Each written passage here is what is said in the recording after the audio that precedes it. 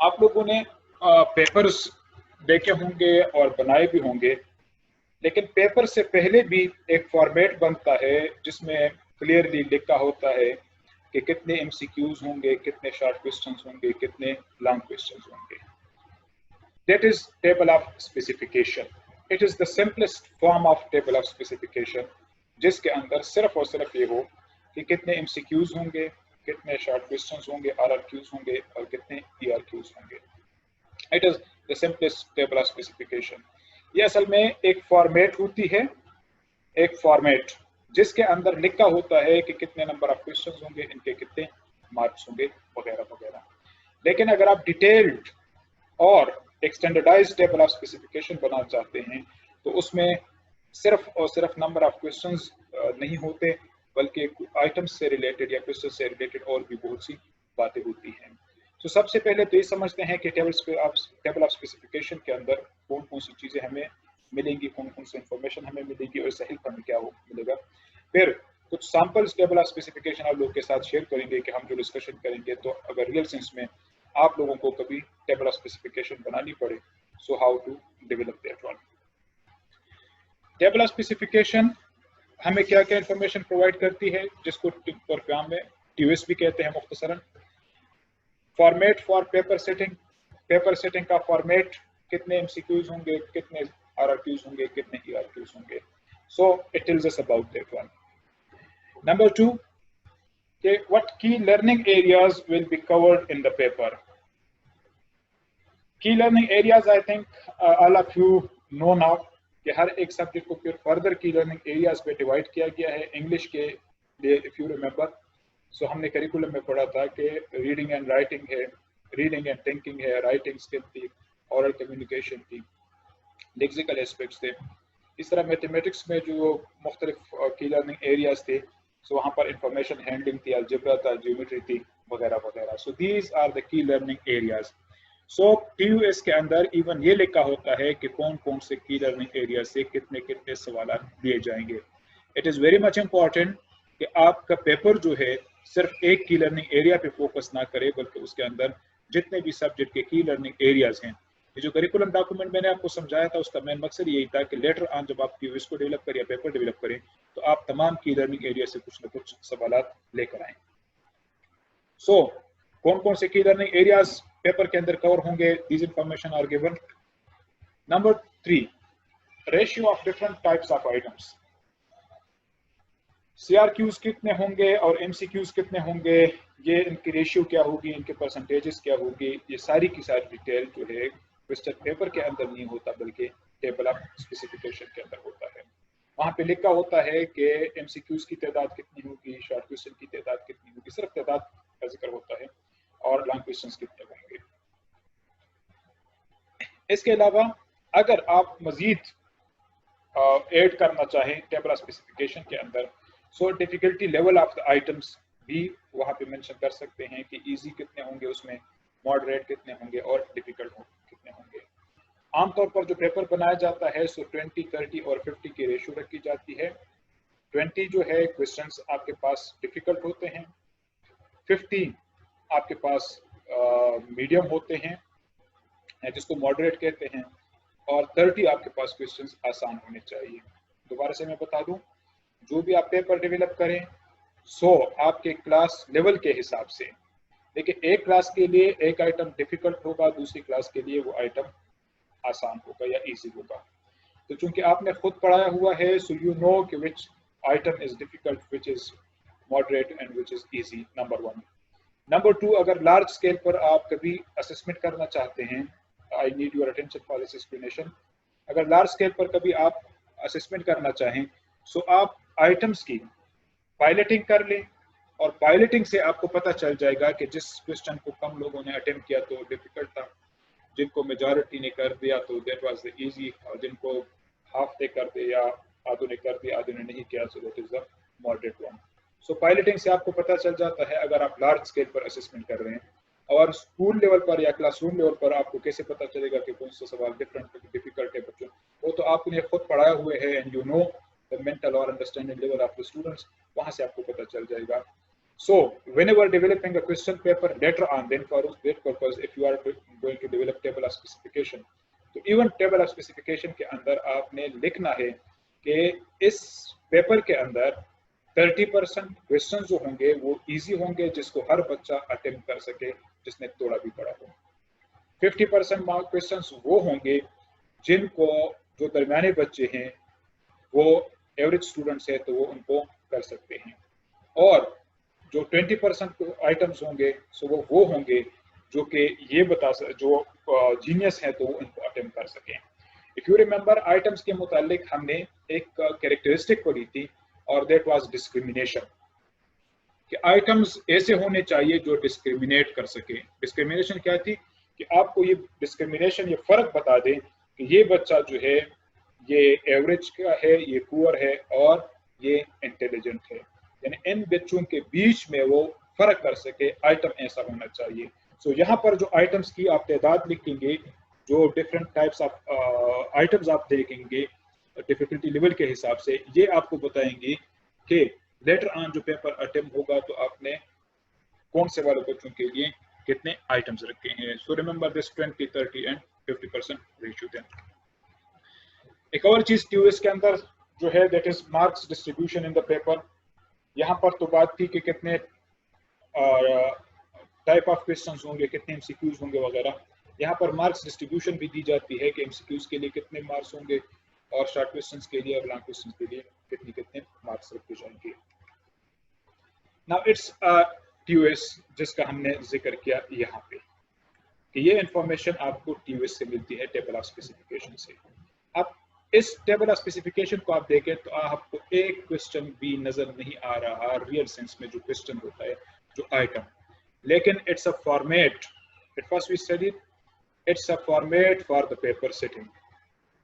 Format इस sense में कि ये आपको बताती है कि फॉर्मेट क्या होगा। तो फॉर्मेट क्या होगा, एमसीक्यूज की तादाद कितनी होगी, 30 क्वेश्चन होंगे मिसाल के तौर। इट्स जस्ट एग्जाम्पल आपके सामने मैं प्रेजेंट कर रहा हूँ जो ग्रेड 8 के लिए केपी गवर्नमेंट ने बनाया था।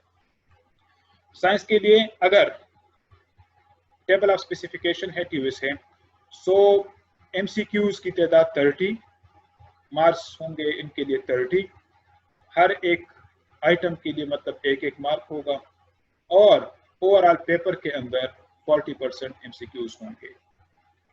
ये जो वहां पर कॉग्निटिव डिफिकल्टी लेवल की भी बात हो रही थी, और साथ में जो है as I told you, you can even add cognitive level also. We have already discussed this thing कि नॉलेज के कितने होंगे, कंप्रेशन के कितने होंगे और एप्लीकेशन के कितने होंगे। You know now Bloom taxonomy हमने पढ़ा था, नॉलेज, कंप्रेhension एंड एप्लीकेशन।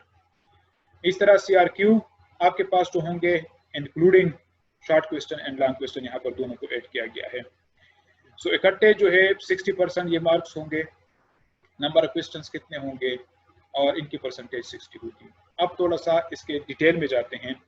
एमसीक्यूज में एमसीक्यूज 30 क्वेश्चंस हैं, and these are the key learning areas in science subject at grade 8 level. एक है लाइफ साइंस, एक है फिजिकल साइंस, एक है earth and universe. These are the key learning areas जो आपने कवर किए।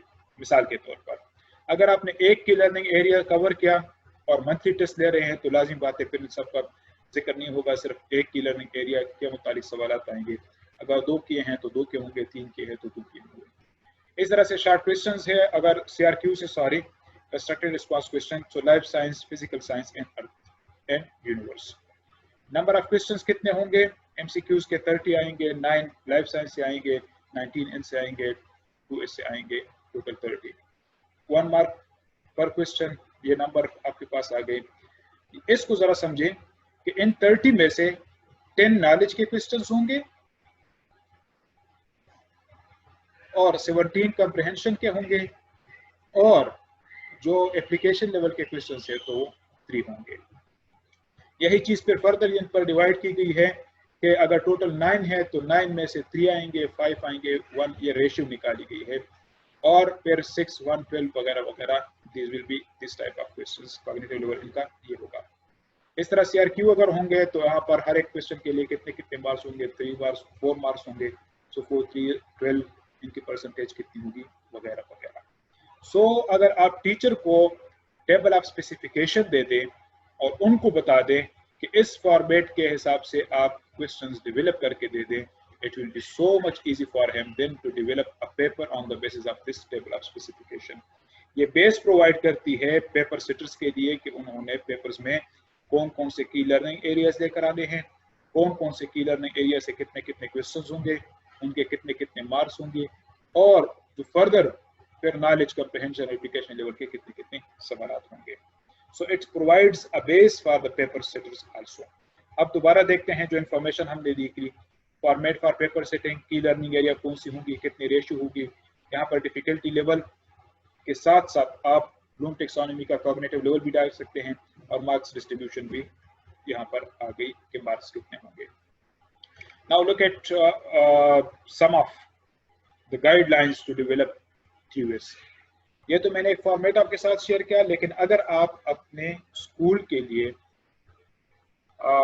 क्यूएस डेवलप कर रहे हैं या क्लासरूम के लिए क्यूएस डेवलप करते हैं तो किन किन चीज़ों का ख्याल रखें, क्योंकि it was just a format and it will give you hints about how to develop them.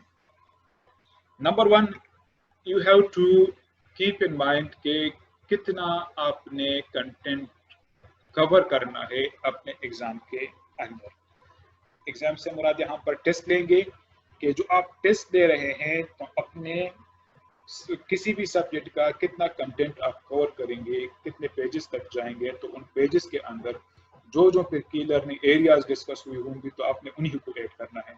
So number one, you have to realise that how much you have taught, और एग्जाम के अंदर कितना कितना कवर करना है. QS को develop करने से पहले इस पे होमवर्क कर लें. Number two, it's important, it's very much important, क्योंकि आइटम वाइज एनालिसिस में फिर ये चीज बड़े काम आएगी. फिर ये देख रहे हैं कि आप जो टेस्ट ले रहे हैं, जो डिफरेंट टाइप्स ऑफ क्वेश्चंस उनसे ले रहे हैं, तो उनके ऑब्जेक्टिव्स क्या हैं. ऑब्जेक्टिव से मुराद ये है कि आप उनकी राइटिंग को देखना चाहते हैं, आप उनकी रीडिंग एंड थिंकिंग कैपेसिटी को देखना चाहते हैं, आप उनकी क्रिटिकल एनालिसिस स्किल्स या एबिलिटी को देखना चाहते हैं, आप उनकी कंप्रिहेंशन एबिलिटीज को देखना चाहते हैं, आप क्या देखना चाहते हैं इस टेस्ट के अंदर. तो जो चीज आप किसी टेस्ट के अंदर देखना चाहेंगे तो अकॉर्डिंगली ही आप आइटम्स डेवलप करेंगे. यानी अगर रीडिंग एंड थिंकिंग पर आपका मकसद ये है कि मैं देखूं कि मेरे बच्चों की reading and thinking capacity develop है कि नहीं है, तो लाजमी बात है फिर आपने पैराग्राफ्स देने होंगे, फिर आपने या कोई पोएम वगैरह देना होगा जिसको वो रीड कर फिर क्वेश्चन आंसर दे सकेंगे. So that is reading and thinking. लेकिन अगर राइटिंग के बच्चे की स्किल को देखना है, सो राइटिंग स्किल के लिए फिर आप रेडीमेड मटेरियल नहीं देंगे, बल्कि just you will provide him the guidelines, the outlines या वर्ड्स वगैरह देंगे जिसके बेस पर वो सेंटेंसेस या पैराग्राफ्स वगैरह डेवलप करेंगे. So what are the objectives? According to them you have to select the items. Remember one thing, अगर आपका ऑब्जेक्टिव ये है, अब ये तो हमने एक एंगल से बात कर ली, दूसरा ऑब्जेक्टिव ये है कि आप उस बच्चे के नॉलेज को देखना चाहते हैं, कंप्रिहेंशन को देखना चाहते हैं या एप्लीकेशन को देखना चाहते हैं. मोस्टली रिमेंबर, मोस्टली जो एमसीक्यूज होते हैं वो नॉलेज लेवल क्वेश्चंस के लिए ज्यादा सूटेबल हैं. रिपीटिंग, जो एमसीक्यूज होते हैं सो नॉलेज लेवल, क्योंकि वहां पर उसने जस्ट मेमोराइज जो चीजें की होती है रिकॉल करके उनको लिखना होता है. सो फॉर नॉलेज लेवल अगर आपने असेस करना है बच्चे के नॉलेज को, so for that purpose you have to develop MCQs. Comprehension को अगर आपने देखना है, so for that purpose it is better to develop, आप शॉर्ट क्वेश्चंस डेवलप करें. कंप्रिहेंशन के लिए शॉर्ट क्वेश्चंस डेवलप कर लिया करें और या लॉन्ग क्वेश्चन डेवलप कर लिया करें, जबकि नॉलेज के लिए आप एमसीक्यूज डेवलप कर लिया करें. So what are the objectives? According to them you have to select the items also. इसी तरह से इट इज आल्सो इम्पॉर्टेंट पहले से मुतय्यन कर ले कि ड्यूरेशन पेपर का कितना होगा और कितना कंटेंट उसके अंदर कवर कर सकते हैं. 1 घंटे में कितने सवालात आप ला सकते हैं, 2 घंटे का पेपर है तो कितने सवालात या कितने कंटेंट को आप कवर कर सकते हैं. So whenever you are going to develop this Qs, you have to keep in mind कि आपने कितने कंटेंट को कवर करना है. So it will help you कि आपका पेपर ओवर लेंथी भी नहीं होगा और ऐसा भी नहीं होगा कि 1 घंटे का पेपर होगा और आधे घंटे में पर्चे कर लेंगे. So accordingly you have to select the number of questions also. So these are the 3 things to be kept in mind. कितना आपने कंटेंट कवर करना है, नंबर 1. नंबर 2, ऑब्जेक्टिव्स के हिसाब से आपने आइटम्स की सिलेक्शन करनी है. एंड नंबर 3, कितना कंटेंट कवर करना है उसके लिए ड्यूरेशन के हिसाब से आपने कंटेंट रखना है या कंटेंट के हिसाब से आपने ड्यूरेशन रखनी है या टाइमिंग रखनी है. Now it's another TOS table of specification and it's of mathematics. Mathematics subject में अगर MCQs हैं तो 30 है, 40% है नॉलेज कॉम्प्रिहेंशन और एप्लीकेशन लेवल के ये सवाल, ये उनकी रेशियो आ गई. मेन जो की learning areas arithmetic, geometry, information handling, इस तरह CRQs. रिमेंबर वन थिंग कि मैथमेटिक्स के अंदर जो है CRQ के सिर्फ RRQs होते हैं, ERQs वहाँ पे नहीं होते क्योंकि बच्चे अपना ओपिनियन नहीं दे सकते. सो वहाँ पर उनके अपनी फीलिंग्स या अपने का एक्सप्रेशन या ओपिनियन का एक्सप्रेशन मैथमेटिक्स के अंदर नहीं होता. वहाँ पर जस्ट फैक्ट्स एंड फिगर्स को कैलकुलेट करके या एनालिटिकल क्वेश्चन भी इवन अगर आप उनको सॉल्व करके आपको जवाब देना होता है. So there are no ERQs in the mathematics subject. Another thing, इजाफी बात बता दूं कि मैथमेटिक्स में मोस्टली एप्लीकेशन लेवल के सवालात होते हैं. रिपीटिंग, मैथमेटिक्स के अंदर मोस्टली एप्लीकेशन लेवल के सवालात होते हैं. सो यहाँ पर आप देख सकते हैं कि एप्लीकेशन लेवल के सबसे ज्यादा क्वेश्चंस रखे गए हैं. यानी एप्लीकेशन के 21 है, एप्लीकेशन के 14 है, 6 है, 1 है. इस तरह 1, 6, 14 को इकट्ठा करें तो 21 आते हैं. इस तरह इनको इकट्ठा करें तो आपके पास 32 आते हैं. यहाँ पर भी आप देख सकते हैं कि एप्लीकेशन लेवल के सवालात ज्यादा हैं मैथमेटिक्स के अंदर.